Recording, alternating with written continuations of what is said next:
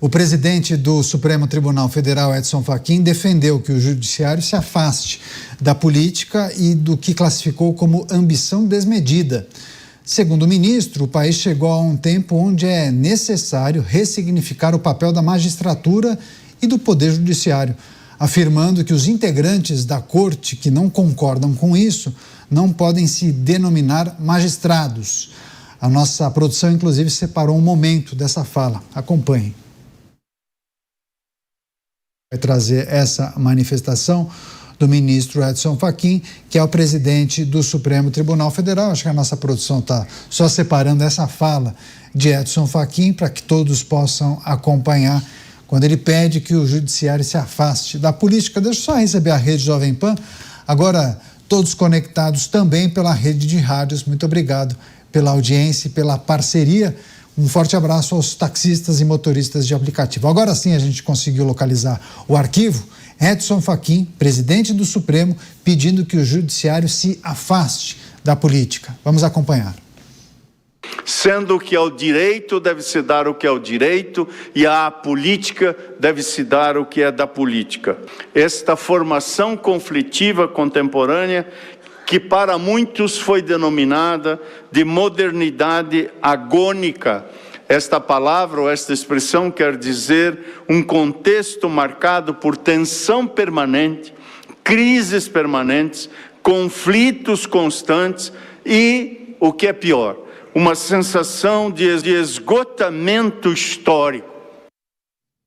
Tá aí, Edson Fachin pedindo ou sugerindo uma mudança na postura dos ministros. Deixa eu começar essa rodada com o Roberto Mota. Você, Mota, que achou, qual a sua leitura dessa posição do ministro Edson Fachin? Dá para dizer que ele está insatisfeito com o que ele tem visto? Você acha que essa manifestação promoverá algum tipo de mudança? Cariato, há determinadas declarações de autoridades no Brasil que me lembram uma frase que era muito usada aqui no Rio de Janeiro até alguns anos atrás, quando o carioca se deparava com uma situação que desafiava a credulidade. A gente costumava dizer: me engana que eu gosto. Política se mistura com justiça desde que mundo é mundo. Isso acontece em todos os países, nos Estados Unidos, na Itália, que há pouco tempo tentou fazer uma reforma judicial, até na Alemanha, mas tudo tem limites. E esse é o problema do Brasil, é a falta de limites. Isso não é uma questão de ambição, isso não é uma questão pessoal, senão não seria prevalente. Isso não é uma questão de momento. O ativismo judicial brasileiro é fruto de uma questão estrutural, vamos usar uma palavra que os marxistas apreciam. É a ocupação da máquina do Estado com o objetivo de obter vantagens, de exercer poder ou, talvez, pior de tudo, de implantar uma ideologia. Isso é uma tradição brasileira desde a proclamação da República. Por isso o Brasil está sempre em uma crise, por isso vira e mexe acontece aqui uma revolução, um golpe. O mal do ativismo judicial é que para ele a lei não importa, a lei é irrelevante, não interessa o que diz a Constituição, interessa o que a gente pensa. O que importa é que as ideias e os desejos dos magistrados, sejam essas ideias qual forem, prevaleçam.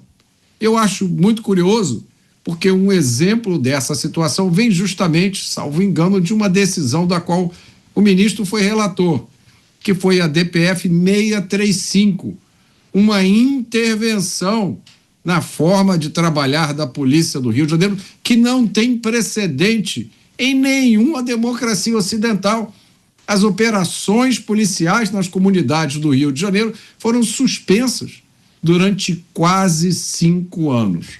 As consequências dessa decisão, o Brasil sofre todos os dias. Pois é, as declarações de Edson Fachin, a análise dos nossos comentaristas, há pouco exibimos, inclusive, um trecho dessa manifestação do presidente da Corte. Deixa eu passar para o Luiz Felipe Dávila, só aproveitando e reforçando para a nossa audiência essa fala forte, né, Dávila, do ministro Edson Fachin. Creio que é mesmo um tempo para ressignificar o papel da magistratura e do Poder Judiciário. Nisso que nós podemos designar como caminho que se afasta dos cálculos políticos e da ambição desmedida. Quem assim não age não pode ser denominado de magistrado. Luiz Edson Fachin. Muito boa fala do ministro Fachin, do presidente Fachin. É uma fala que mostra cada vez mais a divisão do Supremo Tribunal Federal. Não vamos aqui tirar a culpa do STF por todos esses tempos agir de maneira arbitrária contra a Constituição, cometendo verdadeiros atos de ilegalidade, passando por cima da cláusula pétrea da Constituição, da liberdade de expressão, do devido processo legal, direito à ampla defesa, acesso a autos, tudo isso está aí, infelizmente, manchando a história recente do Supremo Tribunal Federal. Mas nós temos de entender essa fala no contexto que vem ocorrendo nos últimos meses. Se nós lembrarmos, há pouco tempo atrás, no julgamento, inclusive, do presidente Bolsonaro, existia praticamente uma voz isolada no Supremo, que foi a voz de Luiz Fux, do ministro Fux, que fez aquele voto completamente contrário aos demais, mostrando que era uma voz isolada naquele contraponto de arbitrariedade que existia no Supremo Tribunal Federal. Com o passar do tempo, essa divisão dentro do Supremo cresceu demais. Depois da saída do ministro Barroso e o início da presidência do ministro Fachin, várias coisas aconteceram. Primeiro, dissonância dentro da corte. Turmas agora querendo tomar uma atitude mais legal, constitucional, de corte constitucional, e aquela outra ala que age de maneira arbitrária, baseada nesse ativismo do judicial que é tão nefasto ao país. Mas deixou de ter aquele espírito de corpo. Isso foi quebrado por uma divisão dentro do próprio Supremo Tribunal Federal. E essa divisão vem se manifestando cada vez com mais veemência, como é a fala do próprio ministro do Supremo Tribunal Federal, Edson Fachin, justamente no momento em que o ministro Alexandre de Moraes desrespeita uma lei aprovada pelo Congresso Nacional, a lei da dosimetria. E isso mostra, Canhato, que esta divisão interna dentro do Supremo é que tem uma ala que começa a rever o posicionamento do Supremo, até com receio de que futuramente o Congresso Nacional pode aprovar medidas muito mais duras, e outros, com uma outra ala que continua dobrando a aposta no ativismo do judicial. Mas a história de que quebrou o monopólio do corporativismo, que se fechava em copas, as divisões internas vieram à tona e cada vez mais abre um fosso entre uma ala que pretende fazer com que o STF volte a ser uma corte constitucional, ou pelo menos diminuir o ativismo judicial, e a outra que continua dobrando a aposta, é sim um movimento que nós temos de prestar atenção, porque pode ter implicações futuras muito importantes para restabelecermos, pelo menos, o papel constitucional que os constituintes delegaram ao Supremo Tribunal Federal de ser uma corte constitucional e não um poder acima dos demais que legisla, governa, sem ter tido um único voto. Pois é, deixa eu passar para o Cristiano Beraldo avaliar também essa manifestação do ministro Edson Fachin, que é o presidente da Suprema Corte. Acaba sendo também uma maneira do presidente pressionar os demais integrantes do STF para avançar com aquela ideia de implementar um código de conduta, um código de ética, alguma coisa desse tipo? É curiosa essa manifestação do ministro, do presidente da Corte, porque ele coloca a coisa numa perspectiva de que, olha, tem esse problema ali, essa Corte funciona assim, desse jeito meio esquisito, Eu acho que a gente devia mudar esse comportamento como se fosse uma coisa distante, como se ele estivesse chegando agora. Como se agora ele olhou ali e falou, não, realmente, olha só, que coisa estranha isso aqui.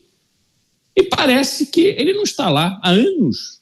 Participou de um processo em que o Supremo Tribunal Federal foi se moldando a esse corpo que está completamente distante da sua previsão constitucional. O ministro Fachin assistiu a tantas coisas sem nenhuma manifestação veemente contra elas. Não me parece que o ministro Fachin, de fato, tenha alguma intenção real de chamar a atenção para absurdos que a população brasileira tem assistido. Então, eu realmente não tenho como colocar ficha, acreditar numa boa intenção de que vamos mudar tudo, o Supremo vai tomar conta de si, recobrar a sua consciência, se colocar de novo nos trilhos e seguir pela via constitucional em relação à qual ele foi concebido. Isso não está nos planos. Esse negócio de falar de código de ética, Canhoto, quantas vezes eu disse aqui, só discute código de ética quem não tem a ética necessária para fazer parte do Supremo Tribunal Federal. Aí o problema não é o código de ética. O problema é quem está lá, acreditando que é ético ter parente advogando nas cortes. Quem acha que é ético passar o próprio escritório para um parente e, de repente, esse parente começa a fazer contratos multimilionários com clientes aí que estão todos empipinados. Então, mudou por completo. E, aliás, o ministro é um estudioso, sabe muito bem do perfil, da qualidade dos homens que passaram pela corte. Quantos e quantos ali estiveram sem que ele ou seus familiares enriquecessem. Então, tudo que está errado, tudo que estamos vendo que está errado, não será corrigido com discurso. Esta aparência de boas intenções não estão alinhadas com atitudes. E a gente, infelizmente, não pode acreditar que alguma coisa boa sairá dessa conversa.